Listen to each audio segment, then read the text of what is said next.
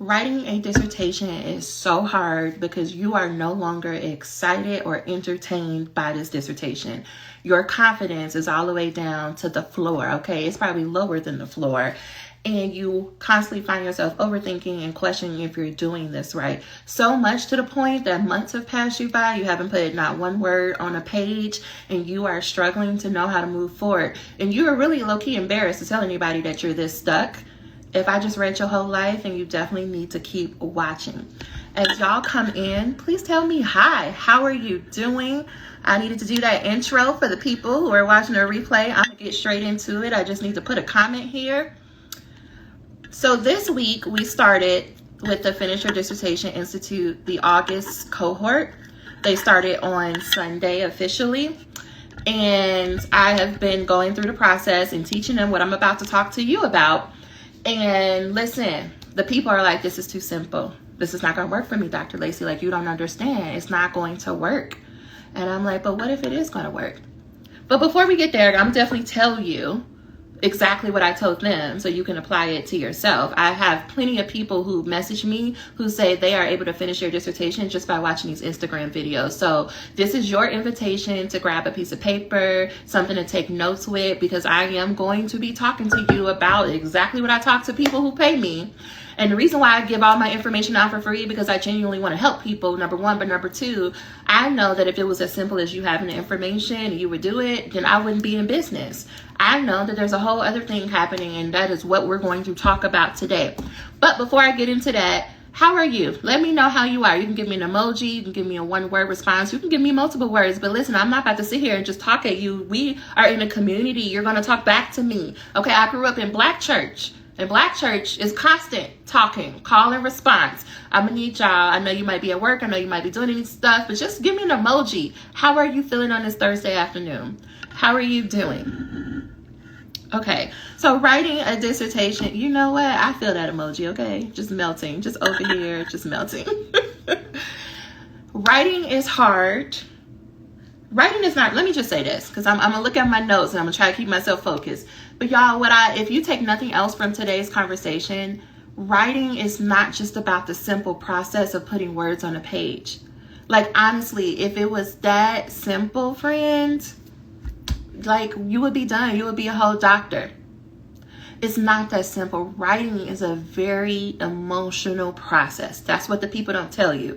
That the more that you can learn to recognize and make peace with all of your emotions, the more that you'll be able to put words on a page. The reason why I talk so much about emotions is because that's what we're doing. I need you to think about, how often do you actually sit down? Like, think about a typical day for you. How often do you sit down in silence? Like, how often do you sit down and you're not on the phone, you're not doing multiple things, you're not multitasking? How often do you just sit down and focus on one thing at a time? You most likely don't, because in today's world, it's like when we're watching TV, we're scrolling on our phones. We're scrolling on our phone. If you like me, there's a YouTube video playing. There's something on the TV. I got two animals, got a cat and a dog. They're running around. Like, there's chaos all the time. Rarely am I sitting in silence. I have to make intentional effort to go sit down in silence. Why I'm asking you this question is because when you go to sit down and write, that's what you're doing. Writing is a practice of stillness, because writing requires you to sit down in front of your computer, your laptop, and then listen to your thoughts and then translate those thoughts onto the page. If you don't have a daily practice of listening to your thoughts, before we even get to the writing part, if you are not accustomed to listening to what's going on up there, the first time you do it, it's going to be like, whoa, that's dark. I don't even know why. What's wrong with me? Like, you're going to be questioning your sanity. You're going to be questioning if you need to go make, an emergency appointment with your therapist, because the thoughts that come up, like, we think something like 60, 70,000 thoughts a day. Most of them are the same thoughts, and most of them are really negative. Most of those thoughts tell you things like, you don't make sense. You didn't read enough. Your chair's not going to like it. You don't belong in this doctoral program. I don't even know how they let you get this far. You're not even qualified to be this far. If you spend most of your day running away from that critical voice, it's patient. That critical voice is real patient. It's been with you your whole life. It's real patient. It knows that eventually you have to sit down. Eventually, you think you're going to sit down and write this literature review. And the moment that you sit down and you got all your snacks together, you got your favorite drinks, you open up your laptop, that's when that critical voice is like, hey girl, hey, I've been waiting for you to sit down so I can tell you all the ways you suck, all the ways why this is not going to work, all the ways why your writing is never going to measure up. And if you don't have a practice and a process to sit with that voice, make friends with that voice. Yes, you need to make friends with the critical voice. It ain't going nowhere. It's never going away. You just learn to make friends with it, and you learn to be like, okay, little voice, you can be in the back seat and you can talk all you want to, but I'm gonna be right here in this driver's seat in this car. I'm gonna write words on a page. If you don't have a process though to do that, if you don't know how to talk back to it, if you don't know how to be like, I don't believe you in the stories you're making up, that's why writing is hard. So if you take nothing else from today's conversation, I hope that you can hold on to writing is an intentional practice of stillness.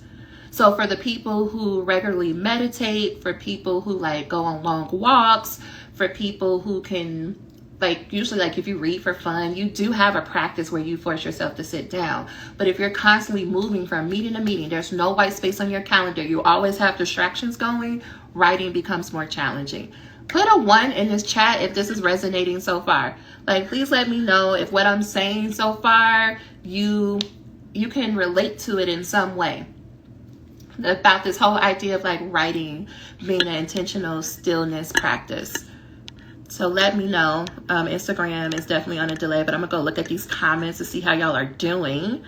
My partner is writing his dissertation. I'm headed towards my thesis. Look at that, gang, gang. Y'all are in a relationship with one another, and I hope that you are able to encourage each other. But if you like me, I don't really play well with others when I'm writing. Like, I can like co-write. I love a body doubling session. Don't talk to me though while I'm writing, because listen, I'm over here managing multiple voices in my head. I can't talk to you too. And if you're over there looking good, you're looking like a whole meal, how am I supposed to focus over here writing? I don't know how y'all do it in partnerships, because I don't know if I'm gonna be able, like, when my next relationship, I don't know if the two of us are gonna be able to work together, because I know me. Okay, before this goes off the rails, let me just keep going. Asha, good afternoon. Tuning in from Maryland. Yes. Wake up at like 3 a.m. Make you be in silence. Yes. And if you are finding I'm glad you brought that up. Like, if you find yourself waking up often at like 2 o'clock, 3 o'clock, 4 o'clock in the morning, most of the time it's because your student self is trying to remind you, like, don't forget this. You said you was going to write this literature review. You said you were going to reach out. You said you was going to get this article. You said you're going to read this book. We haven't done it. We're not making progress. We're never going to make it. That voice is not going to sleep. That voice is like, oh, finally, it's 3 o'clock in the morning. You calm down. Let me tell you all my worries because you've been ignoring me all day. Mostly that's why we're waking up in the middle of the night, is because our anxiety, our critical voices, our imposter syndrome has, like, they need answers and you're not giving it answers. And so it just keeps trying to remind you, like, hey, don't forget this. Okay. Something else I want to say is that our brains are not meant to, like, overall, the brain is, your conscious brain is not meant to be a storage facility. That's for your long-term memory. Okay, we're gonna do a quick little psychology lesson here, I'm going from a psychological point. Right, the back of the brain is where like a lot of things are stored, where habits are, but the front of the brain is like, I'm processing information. My job, like, think about it as like the ultimate teacher, like project manager, task manager. It is like, my job is to scan the environment, taking in information, then tell you what to do. It's like a traffic controller. But if you keep being like, oh, I need to write this, and you want your brain to remember and you don't write it down somewhere, you don't have a planning system, then the brain just is like, we can't forget this task. And so it just keeps running. And it's waiting for a moment to be able to talk to you. So in the middle of the night, it's like, hey, hello. Or when you're writing, it's like, okay, finally, you want to write this down. So this is why we focus on planning as one of the first steps in the program, because I am learning, I'm teaching you how to work with your brain. Okay. Yes, even if you could do a little 5-minute cute sound meditation, like, I love to go on YouTube and like, give me a little meditation. And I just sit there. And I want to be clear. I know these people on the internet, it's like, meditation is so calm, it's so peaceful. And they just sit there like they're just so happy. No, it's awful. It's horrible. Okay, I don't want to lie to you. Meditating is awful. That's the point though, is to practice sitting in discomfort. When you have a practice of meditation or stillness or walking, you're practicing being uncomfortable. The more that you can practice being uncomfortable, the more that you'll be able to accomplish. Somebody gonna catch that lesson later. My goal is to graduate in May with dissertation deadline in January. Yes, so Sean, what if you finish your dissertation before Thanksgiving? What would that mean for you? Like, what would that do for you? How much relief do you think you would feel? Now, if you also are new to me, then you probably are like, you still probably like reeling from the deadline I just gave you, but I just want you to go with me. I just want you to dream a little bit with me. What if you could finish your dissertation by Thanksgiving?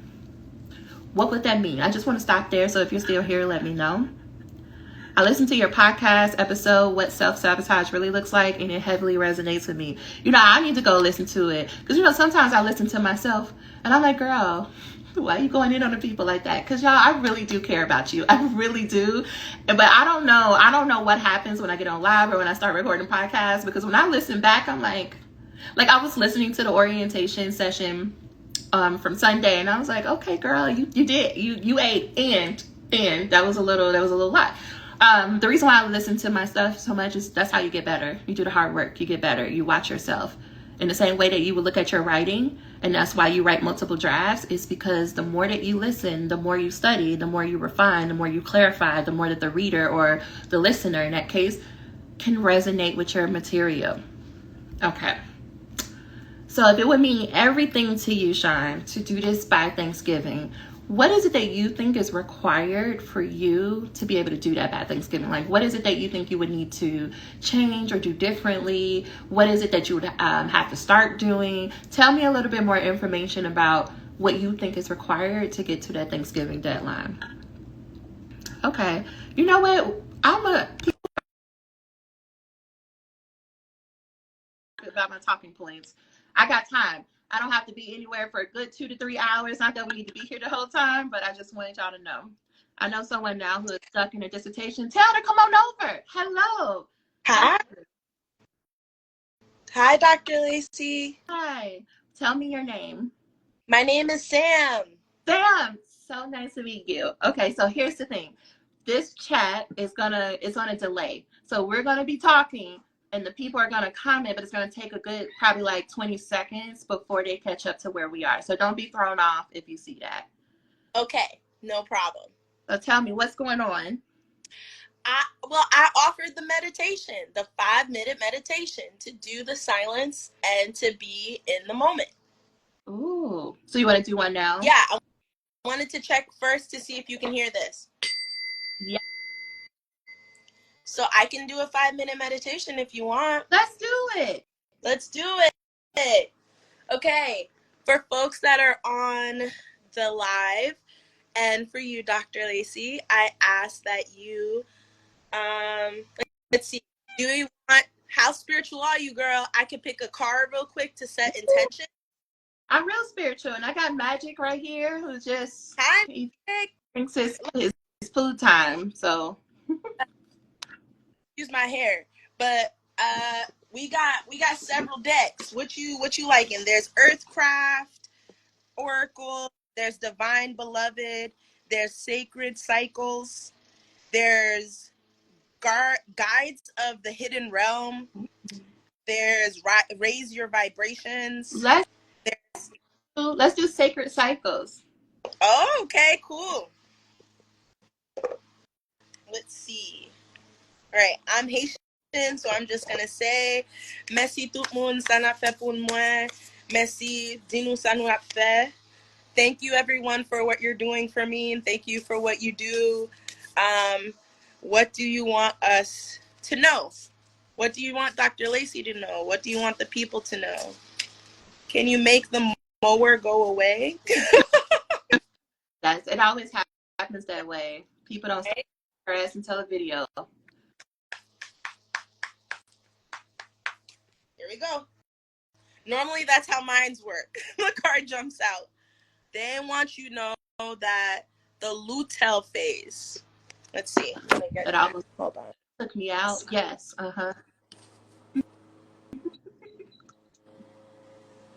Yeah. I'm telling you, it almost took me out last week.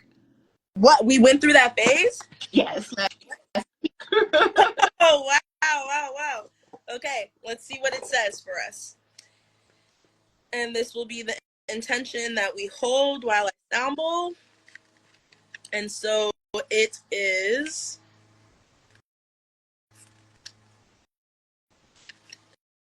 the affirmation is, I clearly see the path in front of me. After ovulation, estrogen dips while progesterone steps forward to take the lead during the lateral phase, the luteal phase. With the help of the progesterone, calming and analytical influence, this phase is your time for increased discernment. Though this phase is often associated with challenging emotions, there is wisdom within this heightened awareness. This is a reminder that your perspective of abilities are your superpower, especially at this time. They allow you to see all angles, analyze the details, and acknowledge what you deem to be in or out of alignment. As you find clarity around what is working and what is not, you pave the way towards greater ease in preparation for the phase of releasing the arises naturally after this stage, menstruation. This letting go feels not only logical, but also liberating. And as a journal prompt or something that we can think of while I sound bowl is, what is working well in my life? In contrast, where am I feeling absence of ease? Ashe, amen. Aye, bobo, gang, gang. Oh man, they started back up. But I'm going to sound bowl through it. Okay, 5 minutes on the clock. Ready? Mm-hmm. I tell you guys that are on the live, if you feel at ease, close your eyes, or you can stare into the distance at something that you find particularly beautiful or interesting. Try to make your exhales louder. Try to make your exhales longer than your inhales as much as possible.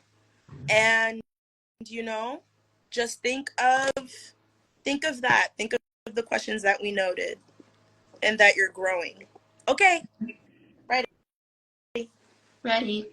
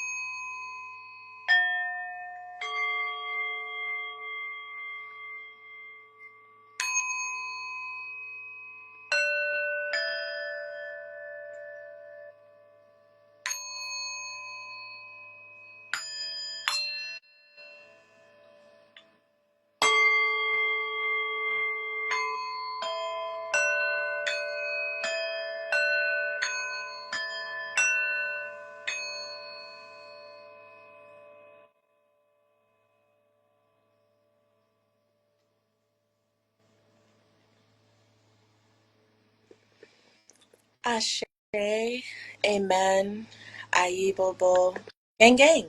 That was beautiful. Thank you so much. You're welcome. You're welcome.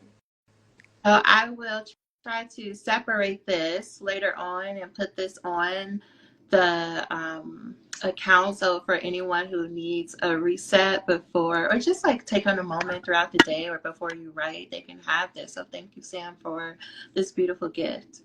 No problem. You're welcome.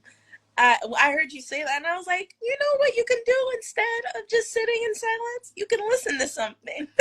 Yeah, absolutely. There's tons of them on YouTube and stuff, but I also play. We gotta have you. We gotta have you back, and thank you for it. This worked out. I know we were supposed to get together, so I'm glad that we could do it now.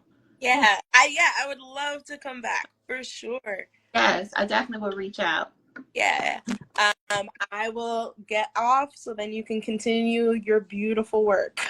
Thank you so much, Dr. Lisa. Yes, it was very much needed. Y'all know me in this Instagram that I never know how to work. Because they claim, there we go. Okay. So if you were just joining us, you were not here in the beginning, Sam shared that beautiful sound meditation. We need to have a practice of stillness, especially if you're going to be someone who is going to have a full career of writing and you know that this dissertation is not the only thing that you're going to write. You need to find a way to sit in stillness, because that essentially is what you're doing when you go to write. You're being in stillness because you have to be able to listen to the thoughts that are in your brain in order to translate them onto the page.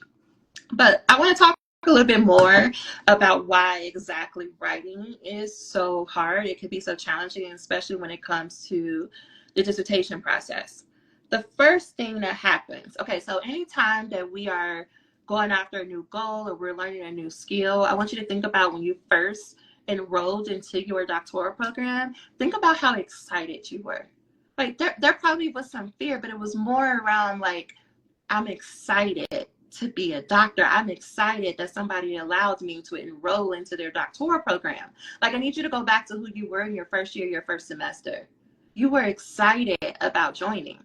And then you started doing some classes and you were like, okay, this is cute. They got us doing all this reading, all this writing. It's great. I'm going to work smarter, not harder, because that's what most of y'all tell me. You're like, I'm going to work smarter, not harder. I'm going to make sure that I can start working on my dissertation from class 1, assignment number 1.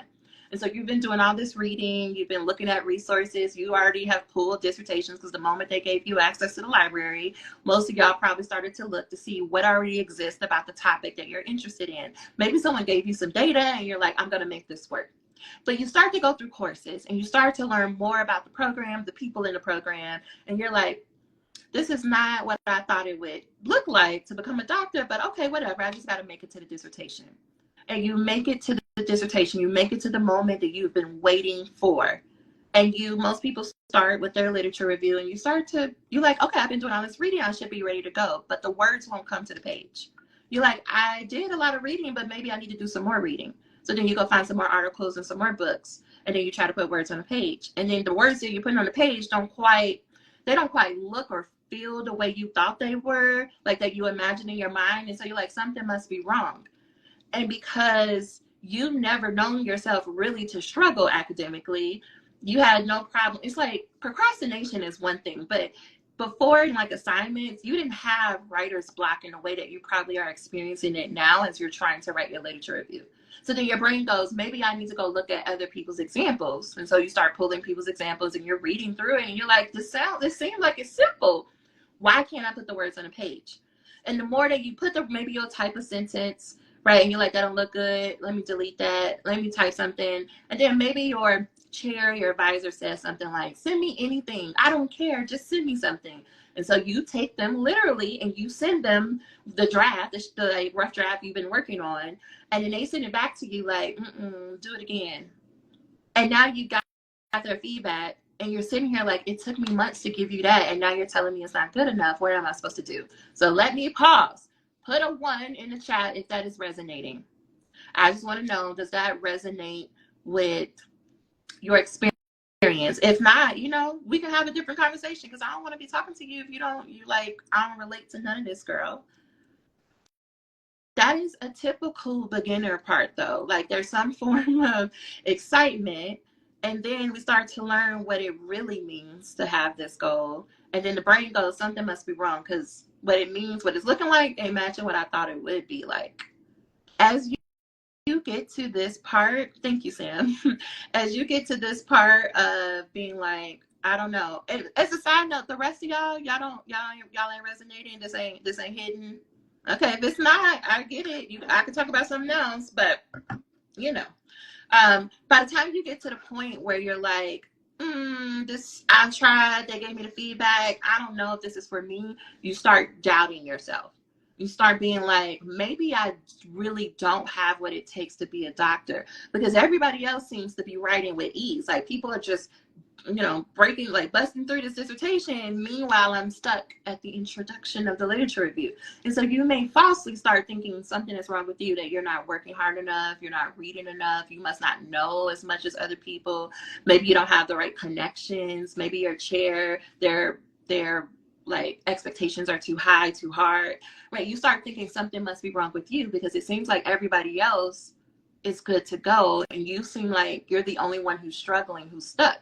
It's like, it seems like, and depending on how much time has passed since you have been trying to work on this, it may seem like you're the only person who is now, the clock is running out. Like now we're getting to year 7 and you got to ask for an extension, or maybe you're almost at year 10 and you're like, listen, I got a few months before I have to start all the way over. I was just talking to a client and she was saying a lot of her friends have started over completely new doctoral programs because the clock ran out and the dissertation was too hard that they decided to start over. Right? You might be wondering, do you just need to quit because you're not, like maybe it caught up with you, maybe they finally figured out that you're not supposed to be in the program. That's not the truth. Only thing that happens is what's supposed to happen. So we have this concept that I teach inside the Finish Your Dissertation Institute, and I call it the pit of misery because I don't want to lie to you. I don't want to lie, okay? Because it's going to be hard. And I need to name that for you, that it's called the pit of misery. And I want to name explicitly that that's what you signed up for. Because if becoming a doctor was going to be really easy and like anybody could do it, you wouldn't want to do it. Because part of the appeal to this doctoral program was the challenge, was the rigor. And so as you start to go into the pit of misery, the reason why I call it the pit of misery is because that's where you got to make peace with your brain.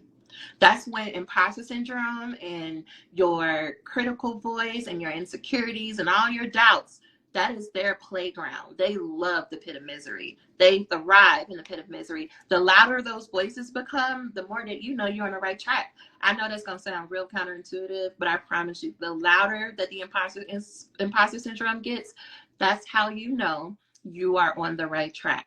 You cannot achieve big ass goals like becoming a doctor without going through the pit of misery.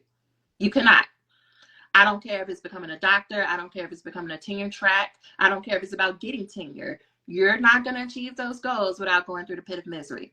And this is where most people will quit. Most people quit at this point because they think something is wrong. You either think something is wrong with you, or you think something is wrong with the program, or you think you don't have the right chair. You made a wrong decision somewhere and then you quit. But of course, it doesn't sound like quitting in the moment. In the moment, it sounds like this is taking too long. This has to be a faster way. There has to be a faster way. So then you start going on YouTube. You start trying to find like workshops and whatnot. You probably sign up in some like workshop at your institution about hacks for reading, hacks for writing, or the big one is like hacks for time management. Because you like, maybe it's I don't have enough time. Maybe if I have more time, then I could crank out pages like everybody else. That is a form of quitting. Because most likely you had a process that was working for you, but because it feels like it's not right, you think something is wrong, and so then you go find a different way. And what you're not recognizing is that in order to stop what you've been doing and go to find another way, you're stopping your progress from putting words on a page, because now you got to go find another way. You got to learn that new way. You got to make it a habit, and then you can go back to where you were, which is trying to write, but it's still hard. Emotionally, it still feels hard. But you are you a G, you don't have emotions, right? You like, I could do that emotional stuff when I'm done, when I'm graduated, I can have all the emotions. But what you're not realizing is like, no, you got to deal with the emotions now. And it's an emotion of overwhelm, of confusion, of feeling stuck. Those are feelings, those are emotions. That's what's stopping you from putting words on a page. Your feelings is what's stopping you from writing. You think it's because you're doing something wrong or you're not enough. No, it's just an emotion. Just an emotion. So that I usually find that people are trying to find a faster way or a better way. So that's usually a sign of quitting. Another sign of quitting is you start ignoring your chair. Again, you wouldn't say that you are ignoring your chair. You would say things like, oh, I'm preparing this draft, or I'm preparing to meet with my chair, because I can't just show up to my chair, which is any old thing. I got to show up with something. And so you make up this whole thing about, because you see your chair from the outside, you see all of their awards, you see all of the work that they do, you hold them in high esteem, and you have so much respect for them that you think like, I can't just take my little shitty draft to them and talk to them about it, because they're not going to accept that. And so what you tend to do is like, oh, I'm going to send my draft to my friends. I'm going to send it to my mentor. I'm going to send it to this faculty over here. I'm going to meet with my committee members and get their buy-in before I go talk to my chair. And I get the logic of that. That makes sense. It makes sense to be like, oh, let me make sure all my ducks are in a row before I go to the big person, right? The big boss. It's making me think of like Super Mario Brothers. It's like King Koopa. Okay, I'm going off the side, but you get my point. Like, you're trying to prepare when really it needs to be the opposite. Your chair should be the first person you talk to before, and then you can talk to other people. The only exception that I have for this is if you are truly working on a shitty draft and you just need to, because I do teach like find you a safe reviewer, but that safe reviewer's job isn't looking at an entire chapter. They're looking at 1 and 2 pages, and they're giving you feedback on if your ideas make sense. But if you are looking for feedback that's like, okay, is this good enough to be in a dissertation, or is this good enough to defend my proposal? That conversation needs to happen with your chair. Your chair is the only person with the power to make the decision and to determine if you're ready to defend the proposal or the final dissertation. They're not reading your work to see if you talked about everything related to your content area or your topic area. They're looking to see, do you have a strong enough argument that you can defend? That's what a defense is. You are making an argument with this research study. You're saying, here is a problem. Here's where is a gap. Here's how I'm going to address the gap. And you're defending how you're going to address the gap. You're not defending if you know every single thing about critical race theory. No, we don't care. We care about what is the project, why are you doing it, and why are you doing it the way you're doing it. Okay, that's as simple as I can get that. But when you go talking to everybody else and your committee members, it's actually disrespectful to your chair, because your chair is like, I can't do my job if you're trying to give my job away to everybody else. If you won't let me do my job and you're telling so-and-so and so-and-so to do my job, then fine, go be with so-and-so. They may not tell you this explicitly, but their actions will tell you. Because if you notice, especially a lot of people will say in the beginning, me and my chair were going back and forth, and then they stopped giving me substantive feedback. I can't meet with them. They keep telling me the same thing over and over. I find that mostly it's because you are listening to everybody else and you're trying to take everybody else's advice and put it in the document instead of doing what your chair told you to do. Chairs give clear advice. Now, it may not be as clear to you, and I call myself a translator because a lot of what I'm doing inside the group, I'm translating like, oh, this is what your chair is asking you to do. I am no way taking the place of your chair. I don't want to take the place of your chair. I want to help the two of you communicate with each other, so y'all both have the same goal. You just may not be speaking the same language in the same way. So that is a form of quitting, when you're trying to give everybody else to buy in and tell you you're doing a good job, because that is you stopping your progress from moving forward. Another form of quitting is you start focusing more on, okay, I need to outline this. I need to plan this. I need to have due dates, right? Y'all start getting like color coding on the Excel spreadsheet or the Google spreadsheet, right? You got 5011 planners. You got 5011 timeline documents that you've been moving around and updating and adding things to. That is you quitting. Because it's easier to plan than it is to put words on a page. It's easier. You feel more confident giving yourself deadlines and saying how long you're going to write every day. That's easier to do than, okay, I wrote this shitty paragraph, but I have no idea if what I'm saying even makes sense. I have no idea if it's right or not. That's a much harder conversation to continuously have. We don't like to feel uncertain. We don't like to feel, especially as a high achiever, you don't ever like to feel like a beginner at anything. You are used to watching something a couple of times, picking it up and finding a way that works for you and getting down to work. But this dissertation is a different type of challenge because you're like, I know how to do all these pieces individually. I know how to read, I know how to write, I know how to edit, but when it comes to dissertation, I can't do it. This is how we know it's an emotion problem and not a skill problem. You don't have a skill set issue. You have an emotional regulation issue. Your emotions are lying to you, right? They're telling you that there's danger. Let me put it in a straightforward way. Your emotions, your nervous system thinks that every time you go to work on this dissertation, you're going to die. Because how much angst you have around writing, how much angst you have around like what this dissertation means and the pressure that's attached to it, it's the same thing as if you were walking down the street and you see somebody trying to come after you with a knife. Your nervous system cannot tell the difference between someone chasing you down the street with a knife and you writing a dissertation. This is why I get so frustrated with like other people who are like, it's not that hard, you just need to write. Okay, well, great. Thank you, Linda. If it was that simple, I don't know who Linda is, by the way, but if it was that simple, girl, don't you think I would be writing? And this is how you can get stuck in your mind, like talking shit to yourself and telling like, you need to get it together. You need to stop being lazy. You need to just do the work. It's not that simple. You can't just force yourself. You can't shame your way into getting to the other side of the dissertation, because if shame, which is what it is, that's what it is called when you're telling yourself that you're being lazy and you're not doing enough and you need to get it together and you need to be better, that is shame.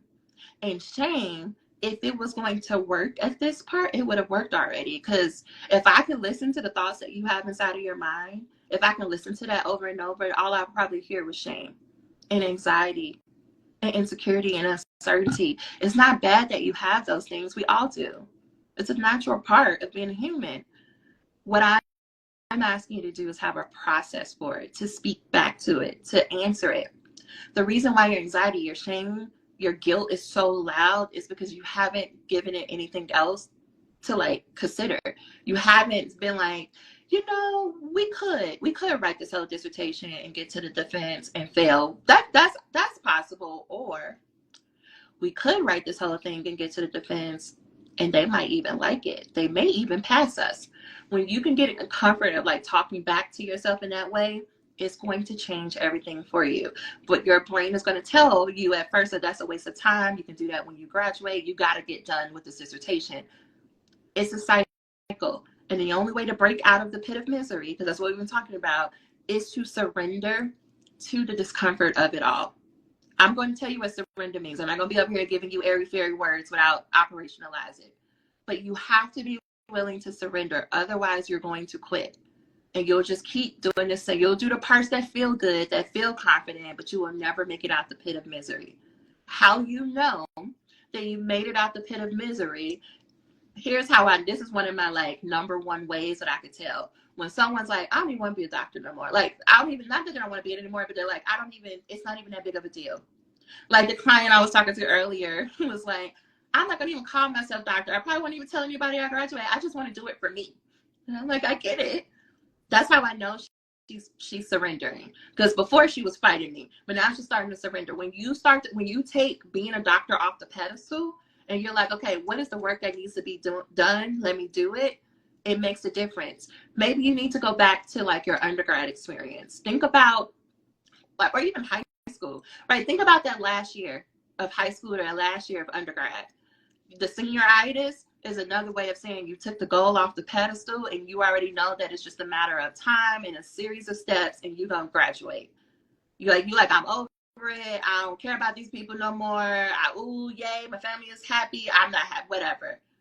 When you take it off of a pedestal, when you're like, yeah, it's going to be like every other goal that I accomplished. Yeah, I'm going to be proud. Yay. But you don't have that like naivete, that overwhelming excitement of like, I'm going to be a doctor. and then everybody's gonna listen to me and I'm gonna make all the money and I'm gonna publish all the books. When you get out of that realm and you're like, yes, being a doctor is going to help me achieve those goals, but it's not the thing that's going to achieve that goal. I still have to be a person who shows up and who writes the book and who does the speeches and who gets the clients. You still have to do that part.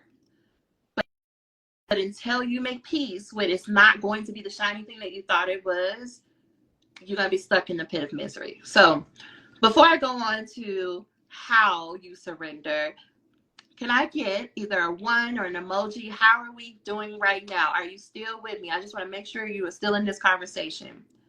And I love emojis because they express emotions for me. They're like emoji, emotions, emoting. That's why you will have to pry my emojis out of my phone, like in my hand. I know Gen Z is like, girl, y'all are, I'm going to use all of my emojis. If you ever message me, you see 50 million emojis because I love them.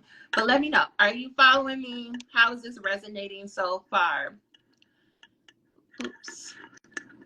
It resonates heavily in my professional life. I am currently trying to balance my professional obligations as well as my personal needs and desires. Grieving, death, and holistic healing. It's a lot. Yes. Here's the thing, Asha. What if you don't have to focus that much on your professional life? Like, what if it's not about, I got to balance all these things in work. Okay, let me ground this more. I need you to reflect on a typical week in your professional life, because I don't know if it's work or not, but a typical week. When you think about the actual things that need to get done, so tasks, appointments, people you need to talk to, when you think about the actual steps that need to happen for you to achieve your professional goals, on a scale of like 1 to 5, 1 being not at all, 5 being completely impossible, where are you? Like on a scale of 1 to 5 about how challenging it is. How challenging is it actually to do the steps? Don't think about the people part, just think about the steps part. My assumption, and this is not just for Asha, it's for everybody on here. My assumption is if you set back and you really reflect it, you're like, it's probably like a 2, girl. It's probably like a 2, maybe a 3, maybe a 2.75. Most of you don't, it's the work part, the actual doing the things for work is not hard. It's the dealing with different personalities. It's dealing with the pressure maybe your supervisor is putting on you. It's dealing with this one person asked me this question one more time. I'm gonna punch them in the face, but I can't punch them in the face because then I'll get fired. That's usually right. And in your case, how you're mentioning, it's the personal things, right? It probably sounds more like, you haven't seen your family in XYZ. I don't know if you have kids. I'm about to make up some scenarios. You haven't really spent time with your baby. You've been like driving. It's been a drive by, high and by, like you've been in and out. You got to slow down. Your health. The doctor told you got to do XYZ. The doctor told you, like, you got to slow down. You got to reduce your stress. And you told them that you're going to do it. Like, once this dissertation is done, you're going to work on your stress management, right? But that is still playing in your mind when you go to work. And so by the end of the day, you're exhausted, completely and utterly exhausted. But you're too wired to go to sleep. So then you got to do things like, well, let me scroll, or let me like watch my comfort show, or watch Living Single for a few. I'm just gonna watch an episode, and then one episode turns into like 5 episodes. Right, next thing you know, it's 3 o'clock in the morning. You're like, girl, you can see this episode of Living Single for the 50th time. Go to sleep, but you can't because that voice is like, but what are we gonna do? It? Are we gonna be able to keep all this up? Like, why do we do this to ourselves? Like, why do we even say yes to this? We didn't have to say yes to this.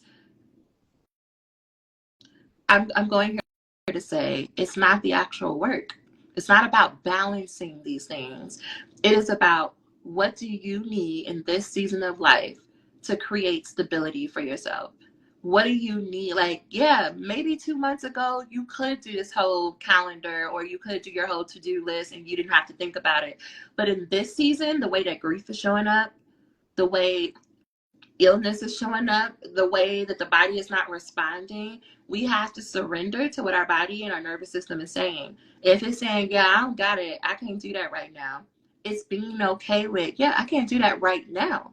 Maybe later I can do it, I will want to do it. But right now, what my body is telling me is that's not in my best interest.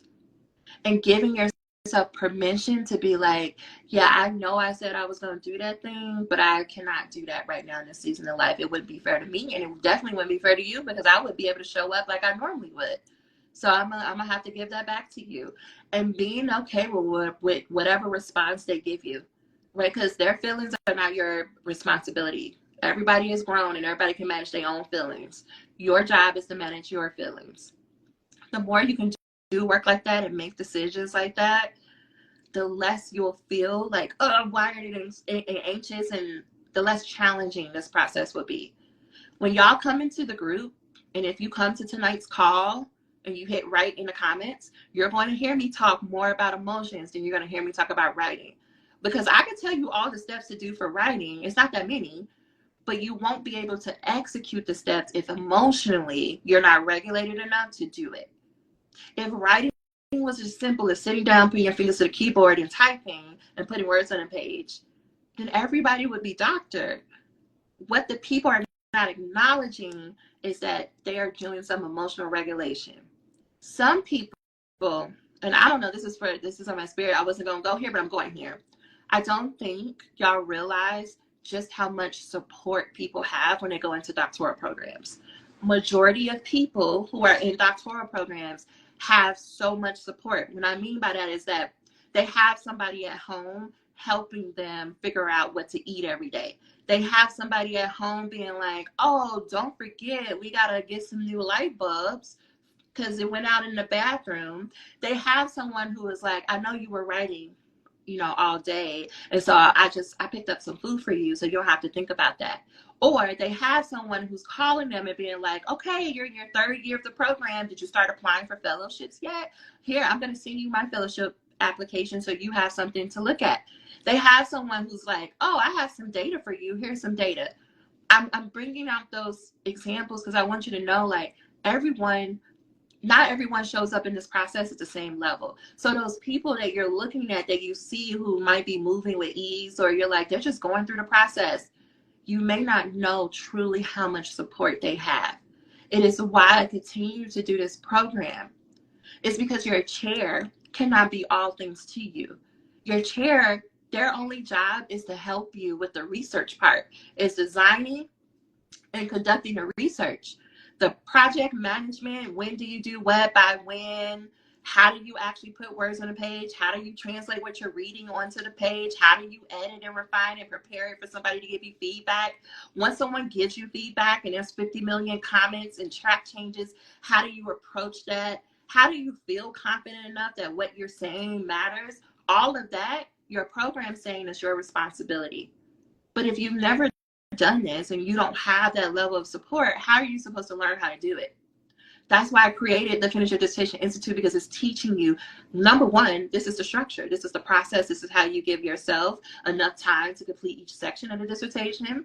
This is how you read, this is how you write, this is how you edit, this is how you incorporate feedback, this is how you learn to grow your confidence in your writing and yourself. That's what we do.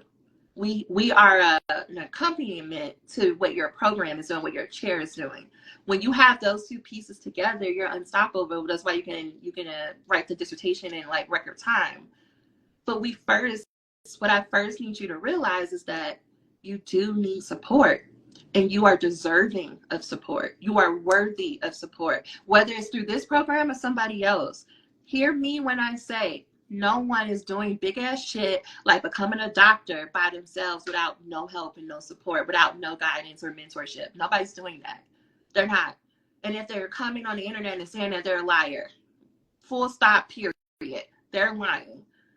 It requires so much help at this point. And an example that I use a lot to circle this back to professional is when you start getting to the director and above level, whatever your field is, and I know titles are different, but when you start getting to higher levels of leadership, you know what that comes with? The compensation package comes with an executive coach, wardrobe budget, travel budget, home budget. They start giving you things to support you in your regular life so that you can fully show up to work and do your job. You need people. You need an executive assistant, you need an executive leadership coach, and you probably need someone to help you with your wardrobe, because you have to learn how to be an executive. You have to learn how to be a leader. they don't expect that you would know how to do that, which is why they're compensating you so you can go get that. The same is true when becoming a doctor. Only 3% of the world are doctors.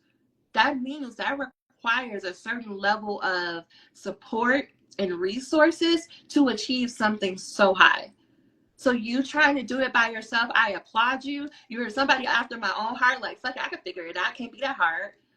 This part of life is learning how to do this with support. Now, I know I went all the way off, Asha, and I hope I didn't go too far about like how things are working for you, but that was on my spirit to share with you and everybody here. Okay. In my case, they gaslight me and put enough imposter syndrome nuggets that I'm unsure what writing process is helpful anymore. I was talking to someone about this, and it's because most likely they think academics, I find, things like, oh, it's just one way to write a literature review. It's just one way to do research. And they're thinking like my way is the one way, because when you're an academic, right, when you're part of 3%, you can get to a place where you start getting into that arrogant space where you're like, of course, my way is the right way. And, you know, there's room for that. But then what happens is we start telling students, oh, you should just know how to do it. But people are not great teachers. They don't know how to teach what they do. And you would think, you most likely are in an education program. You're like, but aren't they educators? No one teaches you how to educate people at the doctoral level. Faculty don't go through any classes, any developmental classes, any teaching pedagogical classes about doc students. They, at most, they know how to do like K through 12 or undergrad. But when we start getting to the master's level and doctoral level, they don't know. Maybe they took an adult learning course, maybe one course out of the 20. But still, they don't know. And they're like, well, I have to get it out the mud and figure it out. You do too. Now we're talking about hazing and abuse. I'm saying all that to say, because I hope that helps you not to say it's something wrong with you, and that you put the onus and the responsibility back onto the system. The system of becoming a doctor is flawed. It's broken. It's more about extracting from doc students than it is about helping doc students. Your program, higher education, is an institution of oppression. Right? Oppression is about how do we extract and exploit as much as possible from those being oppressed. When you look at you look at where you come from, you look at your background, this was not built for you. If you are not a white cis het upper class male student, this wasn't meant for you. Sure, they let us all in now, but it doesn't change the fact that it wasn't built for us and with us in mind. So that means we're gonna have to maneuver some different ways, or they're gonna try to give us some messages that are not helpful because it just wasn't meant for us. I'm not gonna, I'm gonna give people grace and say not everyone's trying to be malicious. Not everyone has malicious intent. Again, it doesn't change though that the system wasn't meant for us. So that means we can't approach it in the same way, and there's just some things we just not gonna know. I'm struggling with years worth of burnout, and very few people, including loved ones, seem to truly empathize. They understand it theoretically, but not experiencing. Which I can't say that word right now. I'm gonna stop a while ahead. In order to acknowledge your burnout, I have to acknowledge my emotions. The reason why people, y'all, I'm gonna be my whole Leo rising self right now. If you're not an astrological girly, don't worry about it. I will out-coach anyone. I just need 10 minutes with a person. Seriously, give me 10 minutes. If you give me a whole hour, they're gonna feel like they can change the world. The reason why I can stand 10 toes down on that is because of what I'm about to tell you. In order for someone to acknowledge and to validate your pain, they have to acknowledge and validate their own pain. If you've ever heard the saying, people can only meet you as deeply as they met themselves, that's what they're referring to. I can only meet you as far as I'm willing to meet myself. So I can only help you or acknowledge your pain as much as I'm willing to acknowledge and help myself through my pain.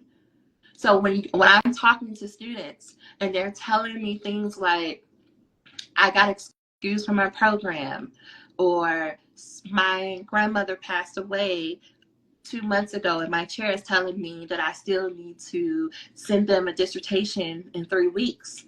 And I don't know what to do. When someone says, I've been staring at my computer for 10 hours crying because I can't get the words on a page, in order for me to be with that student and help them, I had to then go back and revisit all the times that I was in front of my laptop and my computer crying and how helpless I felt.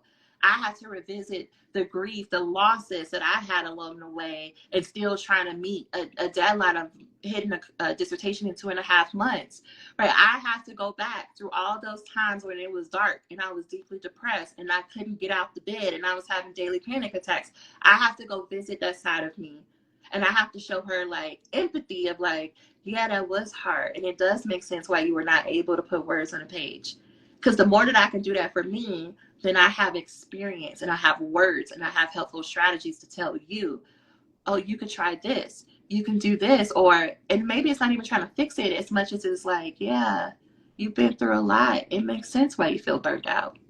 It makes sense why it's hard for you to like get up and do something, especially when you're waking up every day and you're questioning if you still want to be here or not. If you're questioning like, is it even worth it anymore?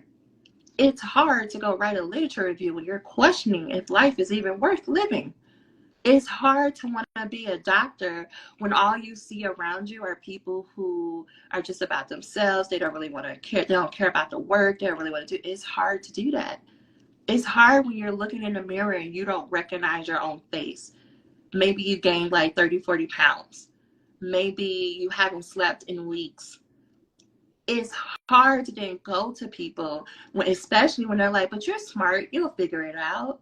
You're always doing this to yourself. You always have these like crazy goals, and then you always come out in the end swinging. And then to tell them like, but no, really, I am struggling. And they're like, yeah, just dismissive. It's hard to do that. And for people to be able to help you, they would have to acknowledge that, but most people cannot. The reason why most people will never do what you like half, not even a quarter of what you've done, is because they're not willing to face those parts of themselves that they keep hidden.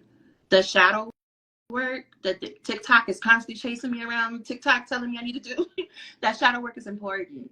That's what shadow work is. It's being like, we look at the unsavory parts of ourselves, the parts that we don't want to acknowledge, the parts we don't like, the parts that are not shiny and new, and we say, I see you. I like you. I'm gonna hold compassion and space for you. When you can allow yourself to be like, yeah, I am burnt out. No, I'm not gonna write. And it's okay. When you allow it to be okay, that is how you're gonna get back into writing. I know this sounds like that does not make sense, but I promise you, the more you can meet yourself, you can look at yourself and say, this shit has been hard. I had to go through so much like hardship and grief and death and loss that it doesn't even make sense to keep going, but I'm still going to keep going because I made a promise to myself, because I read something I want to do. I'm going to do this for me. And yeah, it's not going to be pretty. I'm going to make mistakes. I'm going to turn in some drafts. The chair's going to be like, what the hell is this? I'm going to keep going because I know that I am worth having everything that I want. When you can start having conversations like that with yourself, it will make it easier to keep going. And I would, the final thing, and I'll move on, is to say, this is why we have to be really selective about who we talk to. And in theory, the people that we should be able to talk to about things, they're most likely going to be the people who cause the most harm when trying to express. And that is a whole nother conversation that I'll probably get into later, but it can be challenging. I was just telling someone like yesterday how for all of last week, I could not talk to my family. While I have done a lot of work to make peace with my past and my trauma and the relationship with my parents, I know that when times like it was last week where I have a lot of big things going on, I was preparing for the orientation for FYD, I knew that if I talked to them, they were going to bring my energy down. Because to this day, and I don't mean this no type of way, I just mean it as the facts that it is. To this day, my family hasn't said, like my parents haven't said, I'm proud of you.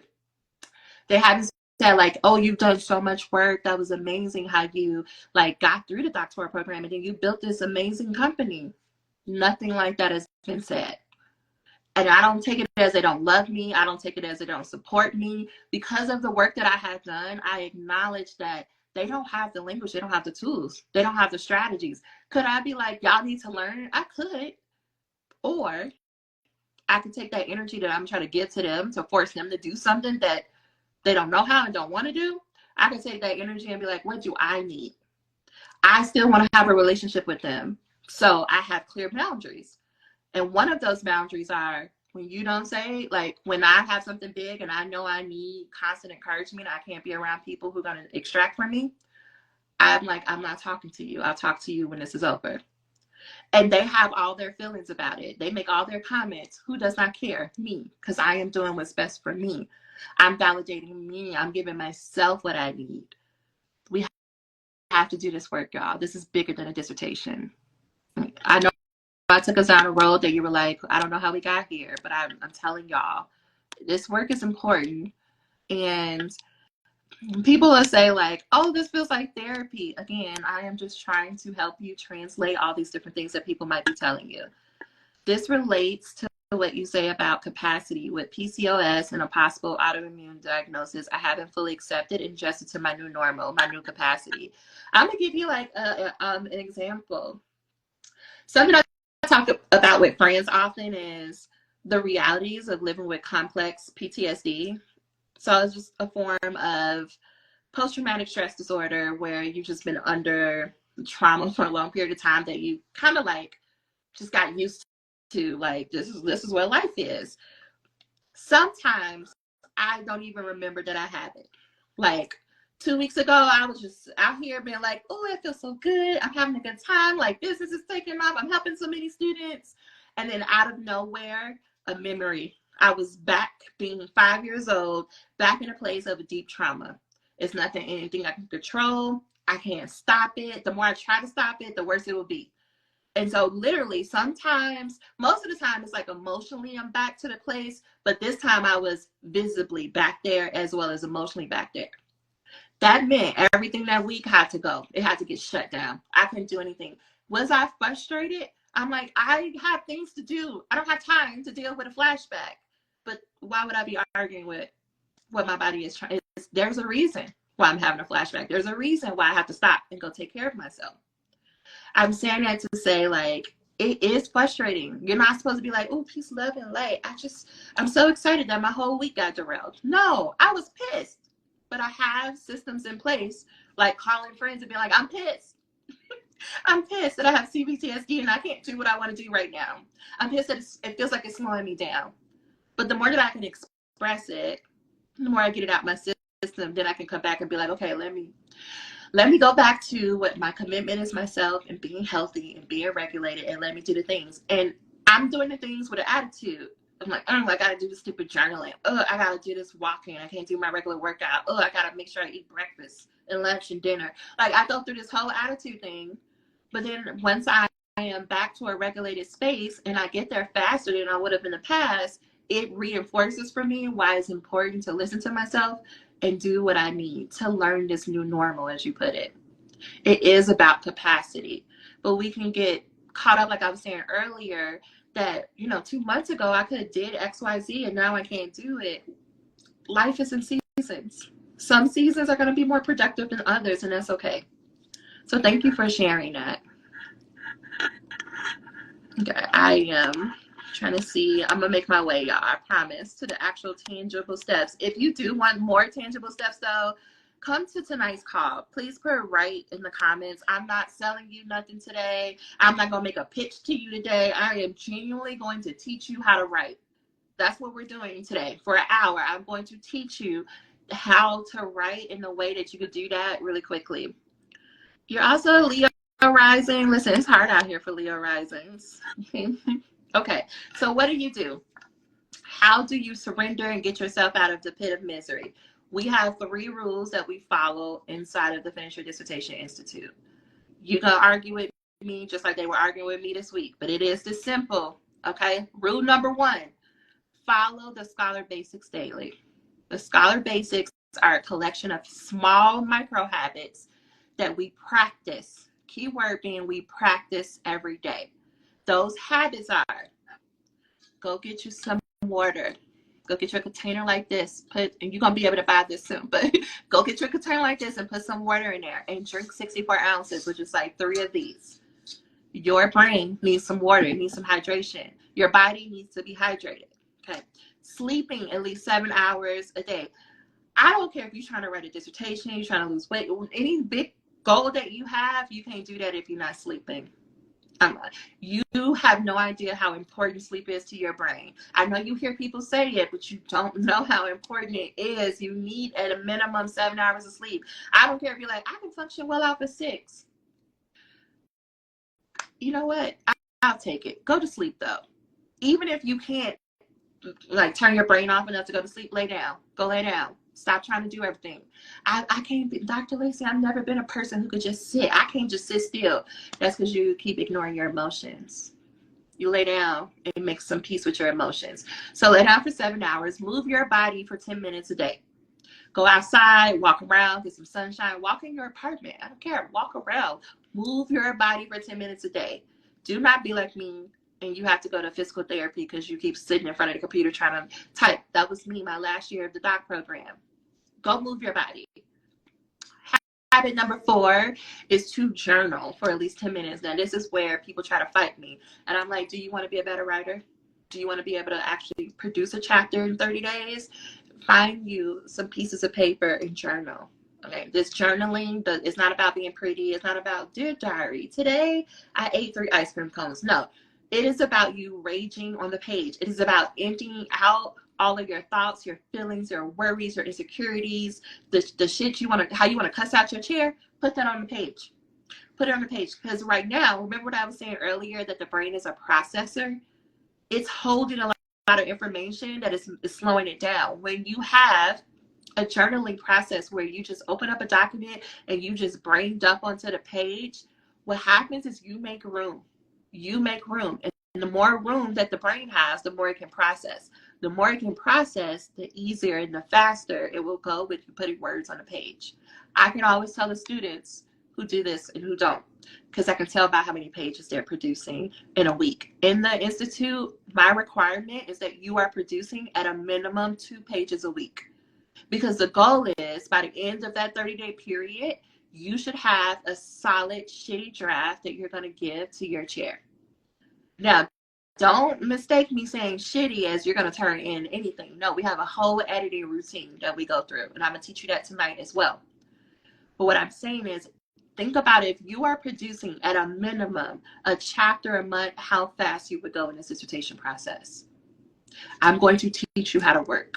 I'm going to teach you how to make peace with your nervous system so you can show up and work. You think you're working now, but friend, you're just spending a lot of time overthinking and an imposter syndrome. You're not working. You're not producing. That's why we only do 10 hours a week.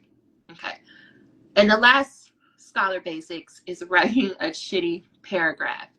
When you write a shitty paragraph towards your dissertation, it will start to compound. And it might start off with 30 minutes taking you to write a shitty paragraph. Eventually, you're going to get to like 10 minutes of writing a shitty paragraph. And you're like, I can write it and edit it. And then eventually, that's going to translate into, well, in 2 hours, I wrote a whole chapter, like Camille. Camille wrote her whole introduction in a couple of hours. And then rewrote it the next day and rewrote it the day after that. And I think last night she put on her stories that it's to the Writing Center, which is her final check before she sent it to her chair. This is how we get into writing chapters. She wrote the chapter 3 times in less than a week. Because when you have a process and you have made peace with your nervous system, that's how you can crank out pages that way.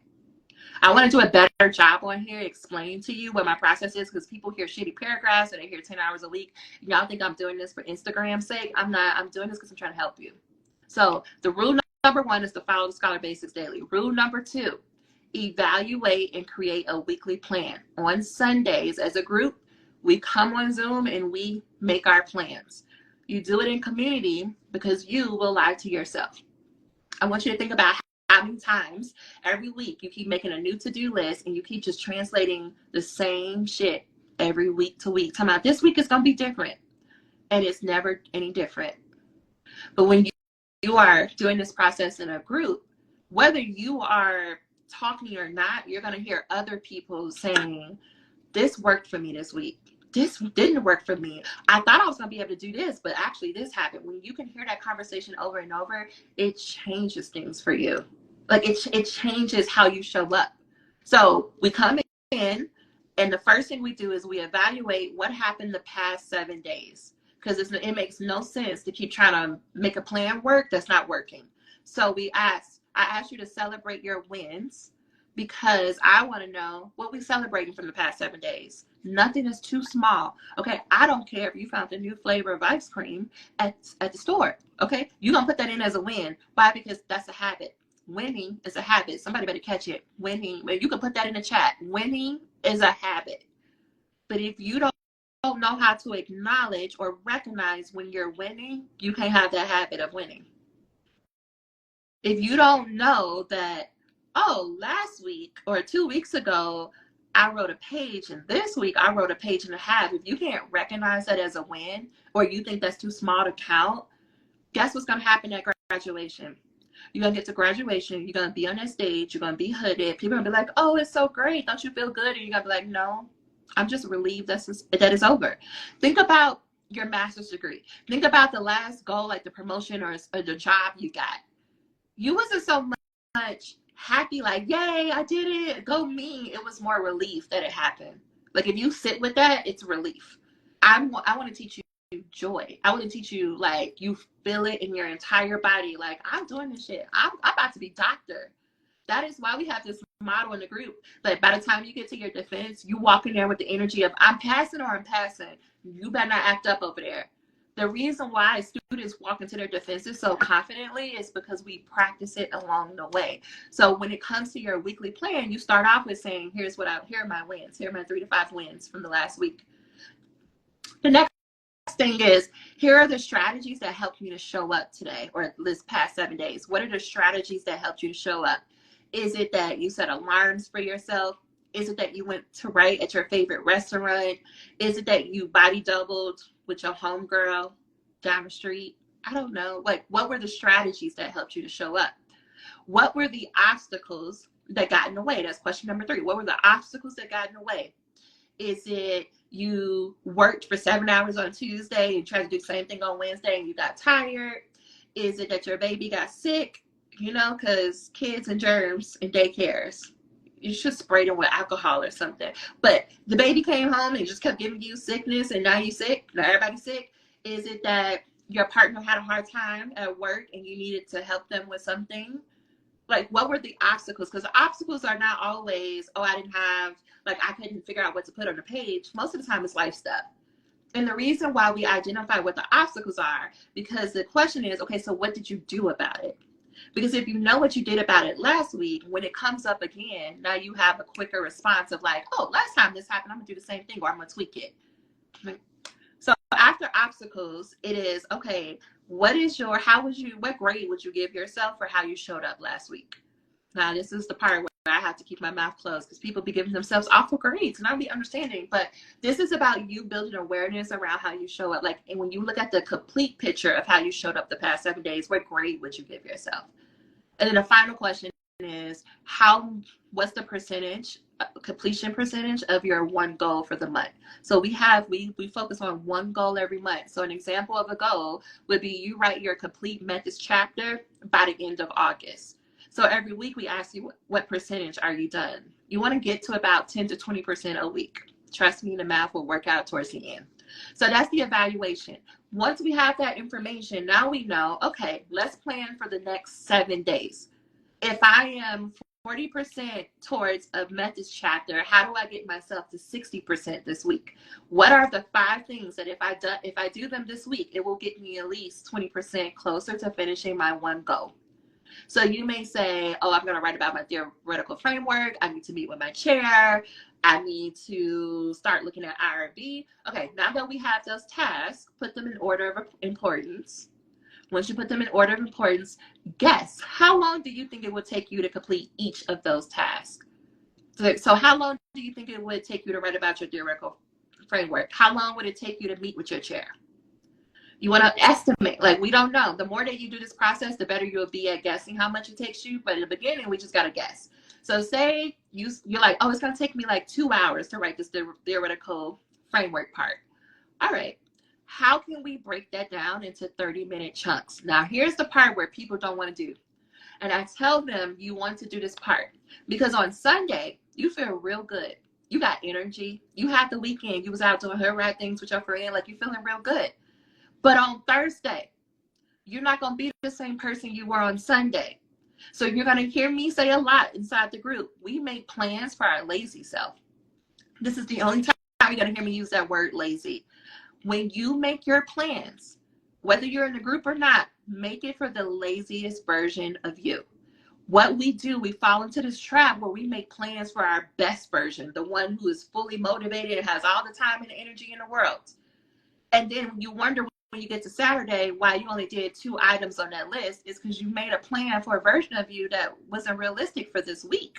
When you make a realistic plan, you make it for the version of you who tired, who don't feel like it, who don't even need to be doctor because you already got a degree. You don't need none of this. You want to make a plan. What is going to make it easier for that person to show up?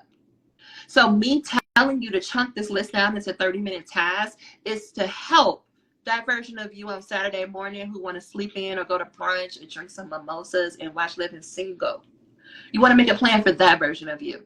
Okay, so Jasmine, like, what does she need? Okay, because she's not about to write a whole chapter. She could probably go look up some articles, right? She could probably revise this little shitty paragraph. She probably could, outline the theoretical framework, but she's not going to write the whole thing. When you make plans for that version of you, guess what happens? When on Thursday or Friday and you don't feel like it, but you're like, oh, okay, I got this little plan. What my plan say? Oh, it said I just got to read this one article. Yeah, I can read this one article because it's going to take me a few minutes to read the article and I can get back into bed and watch the next episode of Living Single. That's the type of mindset you want to be in. You want to make it easy for you to be like, oh, I don't feel like it, but I just got to write a shitty paragraph. I'm going to write this shitty paragraph. And because it's shitty, I just got to put anything down and I'm going to go about my business. This is about you establishing the habit of showing up for yourself. You probably heard me now in this 90-minute conversation. I've said habit multiple times. Why? Because when things are a habit, you don't have to think about it. You don't have to be motivated. You don't have to convince yourself to do it. It's a habit. Same way you wake up every day and you go brush your teeth or you go drink, you go to Starbucks and you tell them your order while you over here texting your friend, or the same way you drive the same way to work and you don't have to consciously think about it. You want to get yourself to the place where your dissertation is the same way.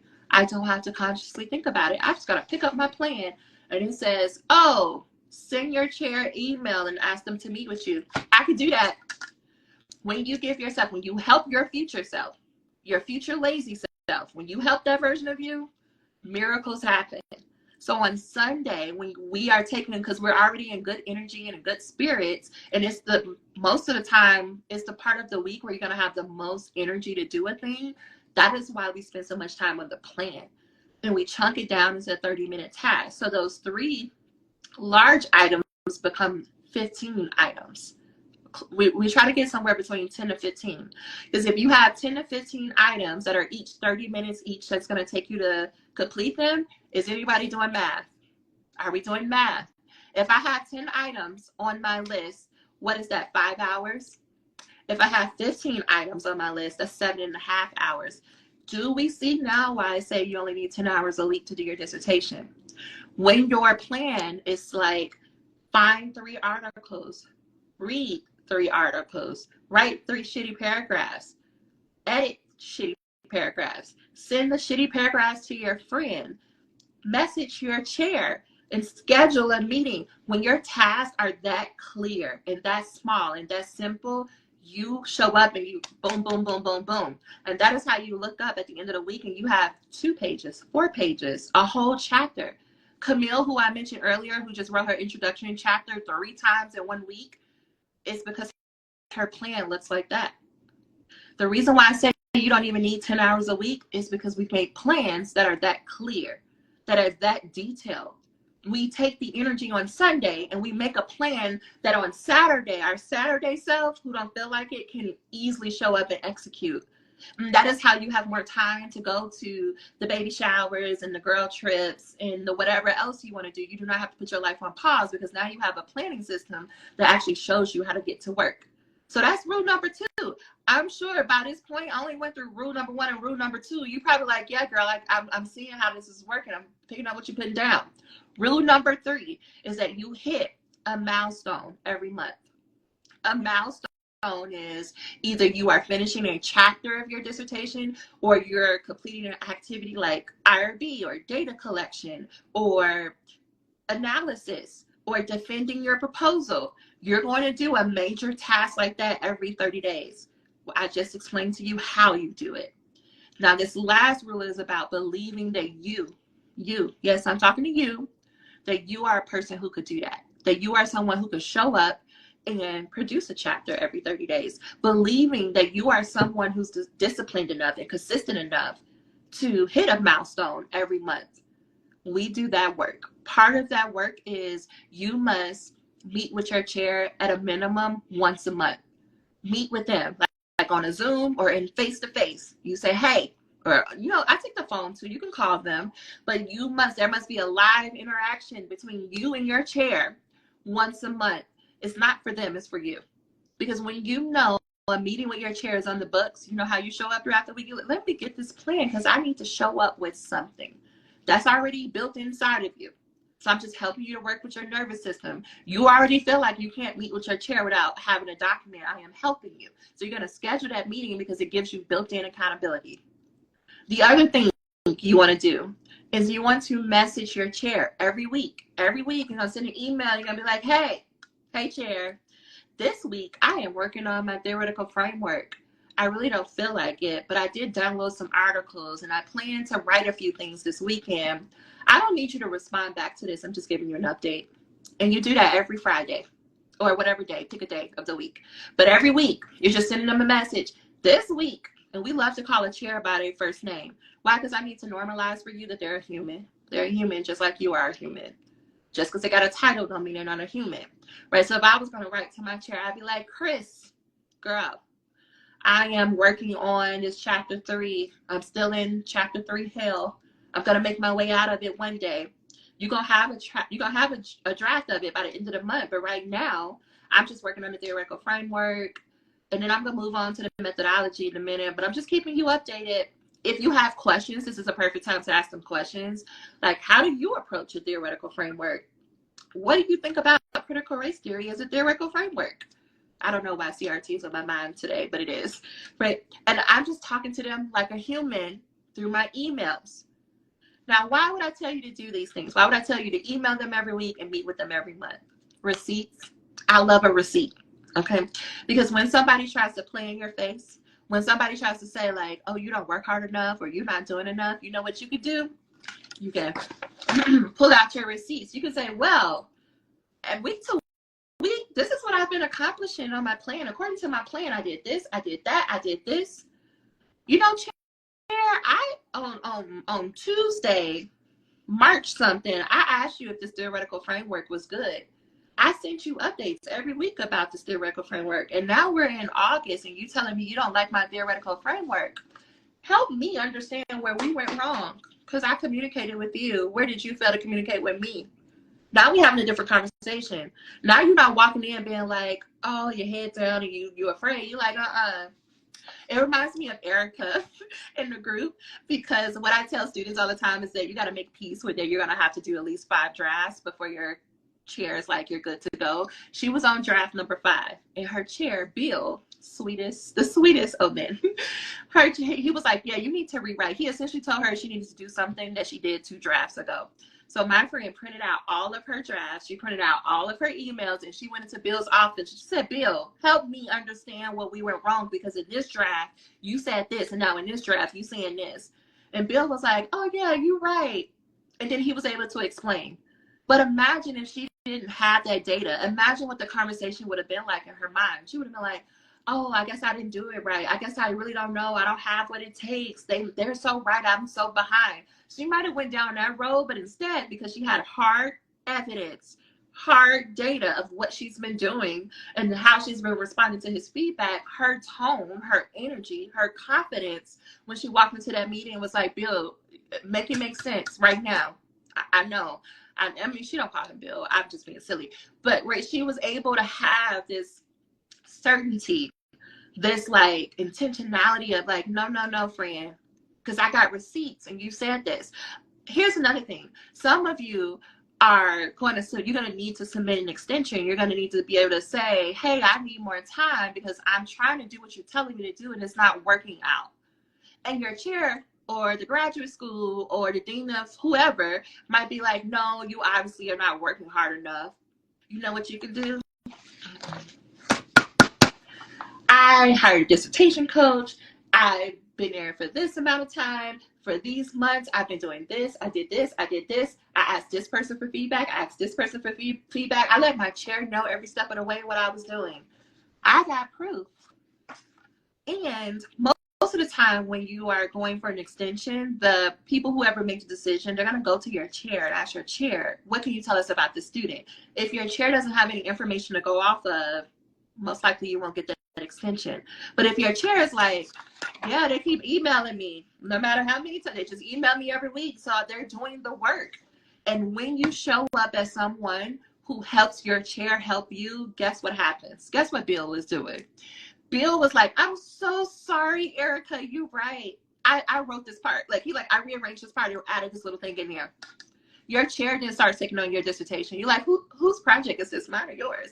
And not in a mean way, not in a controlling way, but they get so excited about working with you because it's so easy to work with you that they're like, I found that they start thinking about you in their off time. They're like, they send you articles in the middle of the night. I saw this and I thought of you. Here you go.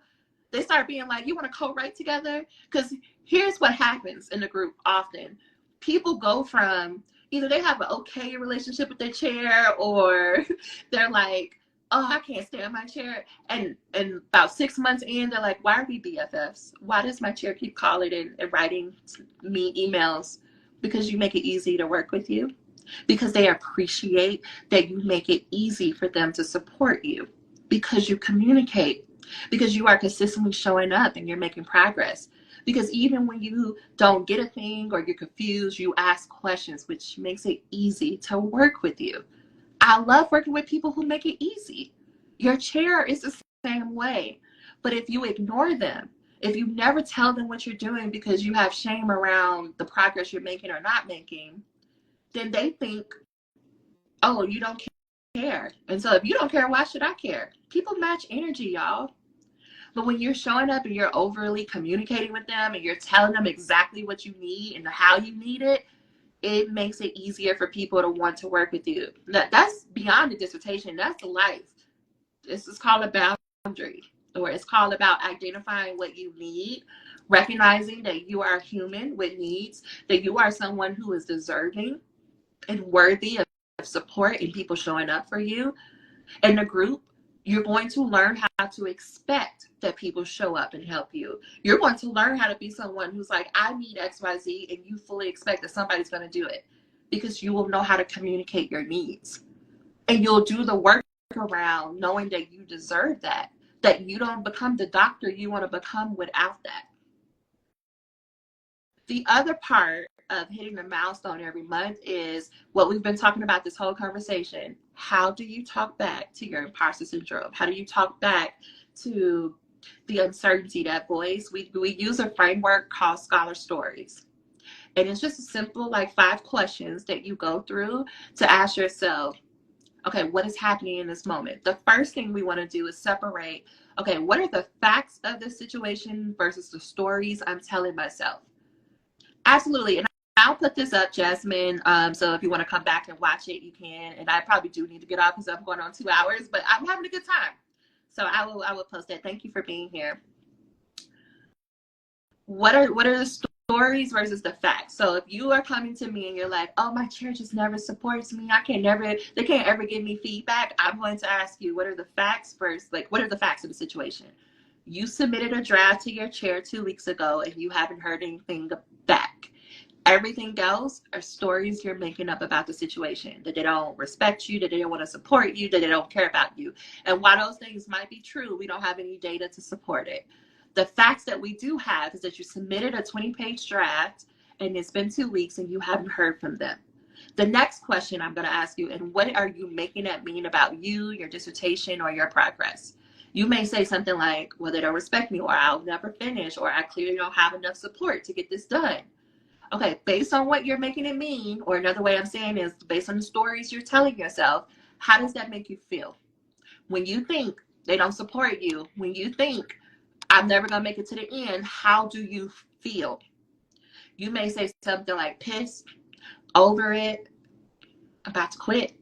Those are not feelings, by the way, but that's how people respond to me.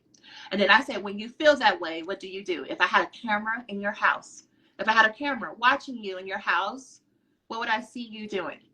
You may say things to me like, well, you would see me going on the couch, or you might see me call my friend and vent about my chair.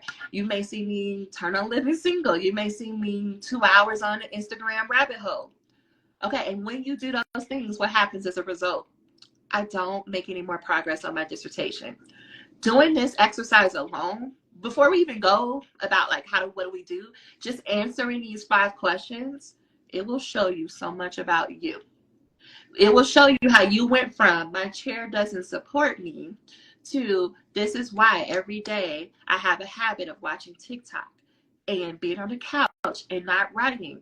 It will help you to give language to, it's not that I don't know enough. It's not that I'm lazy. It's that I need support. I need validation. I need someone to tell me if I'm doing this right. And it's okay for me to need those things.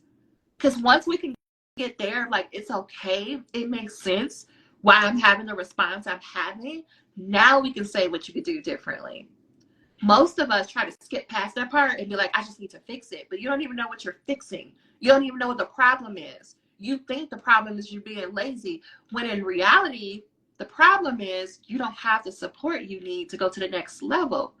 That's 2 different things. One is saying, well, I just need to do the work, and I'm just not, because I'm just over here enjoying myself. The other is saying, no, I need people to help me because I've never wrote a dissertation before. I've never been in a doctoral program before. I have nothing to compare if I'm doing it right. And it would be helpful to have someone who's done this before to tell me, oh yeah, you are on the right track, or oh, you might want to try this. That makes logical sense. When you can slow yourself down enough and realize, oh, that makes sense, then we can figure out what to do, and you're more likely to do the thing because it makes sense. So that is what we do. We follow those 3 rules. Follow the Scholar Basics every day, evaluate and create your weekly plan, and hit a monthly milestone. When you follow those 3 rules and you get into the habit of following those 3 rules, that is how I have people like Dr. Tiffany Alexander, who finished her dissertation in 6 months. That is how. That is how I have, let me give y'all a different example because I know I lean on those a lot. Gabby was on here, and there's a couple of lives ago where she was talking about it. That is how she was able to get the job she thought she needed the PhD for. She actually got the job way before she graduated. She's a mom of 2 teenagers. She is very involved in her church in terms of like the leadership board and the things that she does for them. Her job is she's a associate vice provost. Like, it's a demanding job. And she still had time for her happy hours with her friends. She still had time to read her smut novels. And she finished her dissertation as a whole doctor following these 3 rules. If you go back and watch it, and I'll probably try to find a clip. It sounds simple. It's simple because I am someone with a lot of neurodivergence. And I naturally make these accommodations for myself. And then I started realizing it was helping other people. So I was like, here, you can try this system. And that's what this whole program is for. Whether you have neurospiciness or not, if you need a clear process, if you need clear step-by-step instructions, my example of step-by-step instructions look like this, what you're going to hear me talk about tonight. So if you want to join us tonight, make sure you put right. Remember, it's free. I'm not selling you nothing. I just simply want you to know the type of support you could have in this process. What you're going to see me say tonight is open up a document, put your phone on Do Not Disturb. I'm going to set a timer for 25 minutes. Here is a prompt. You're going to respond to this prompt for 25 minutes. You're going to write. We're going to come back. I'm going to tell you to walk around, do some stretching, come back, open up your document, hit the spell and grammar check.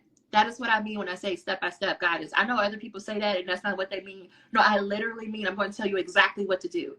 Because if I can teach you a process and I can teach you how to have the habits, you will be able to finish this dissertation and anything else with ease.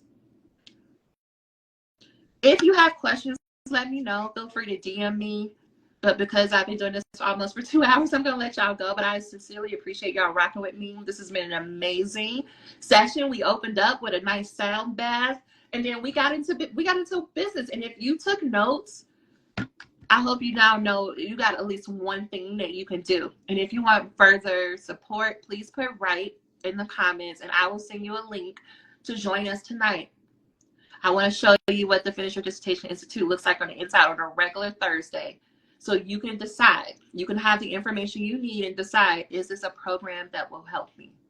I know once you come and you like fully allow yourself to be in, you're going to be hooked. So I just need you to go ahead and prepare the coins that you need to come into the group because you're going to love it. You're definitely going to love it. Not it took you to a 30-minute nap.